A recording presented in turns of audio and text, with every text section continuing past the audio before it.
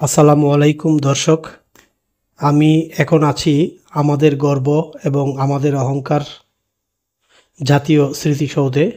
আর এই জাতীয় স্মৃতিসৌধটি নির্মাণ করা হয়েছিল আমাদের মহান মুক্তিযুদ্ধে যে সকল বীর সেনানী তাদের তাজা বুকের তাজা রক্ত দিয়ে যারা আমাদের এই দেশকে স্বাধীন করে দিয়েছিলেন। আর সেই মহান স্বাধীনতা যুদ্ধে যে সকল বীর সেনানী শহীদ হয়েছিলেন, মূলত সেই বীর সেনানীদের স্মরণেই কিন্তু এই জাতীয় স্মৃতিসৌধটি নির্মাণ করা হয়েছিল। দর্শক, তাহলে চলুন সেই গৌরবময় স্তম্ভটি আপনাদেরকে নিয়ে ঘুরে আসি। আমরা এখন আছি জাতীয় স্মৃতিসৌধের মাঝপথ ধরে হাঁটছি, আর আপনারা দেখতে পাচ্ছেন জাতীয় স্মৃতিসৌধে দর্শনার্থীদের ভিড়। আসলে আজকে যদিও ভিড় একটু কম, কিন্তু সাপ্তাহিক ছুটির দিনে কিন্তু দর্শনার্থীদের ভিড় এখানে অনেক বেশি থাকে।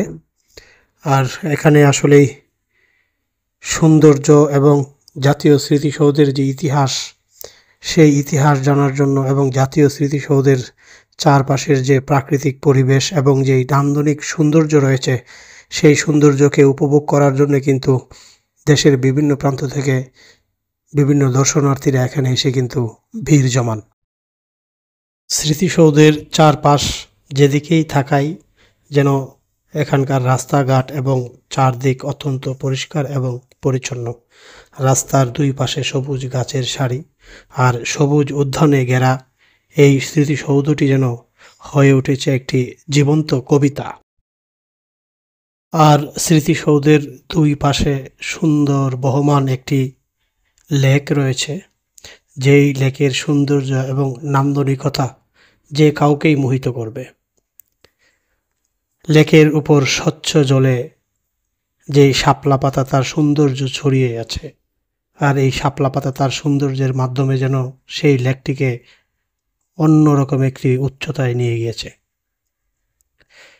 লেকের পাশে ফুল ফল এবং নানা প্রজাতির গাছগাছালি যেন লেকটির সৌন্দর্য আরও বহুগুণে বাড়িয়ে দিয়েছে। দর্শক, এখন আপনারা যেই স্তম্ভটি দেখতে পাচ্ছেন, মূলত এই সেই স্তম্ভ যা আমাদের মহান স্বাধীনতা, আমাদের মুক্তিযুদ্ধ এবং আমাদের যে সকল বীর সেনানী শহীদ হয়েছিলেন, এই সেই স্মৃতিসৌধই তার সাক্ষী হয়ে এখানে দাঁড়িয়ে আছে। এটি শুধু একটি স্মৃতিসৌধ নয়, এটি আমাদের বাঙালি জাতির চেতনা। এই স্মৃতিসৌধটি ঢাকা জেলার সাভারে অবস্থিত। আর এই স্মৃতিসৌধের নির্মাণ কাজ শুরু হয়েছিল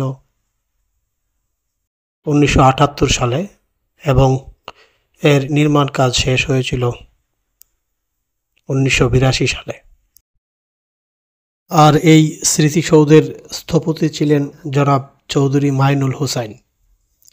এই স্মৃতিসৌধটি আমাদের ইতিহাস, আমাদের ত্যাগ, আমাদের স্বাধীনতা যুদ্ধের কথা স্মরণ করিয়ে দেয়। এই স্মৃতিসৌধের প্রতিটি ইট এবং পাথরেই যেন গাঁথা রয়েছে আমাদের ইতিহাসের কথা, আমাদের স্বাধীনতা সংগ্রামের কথা।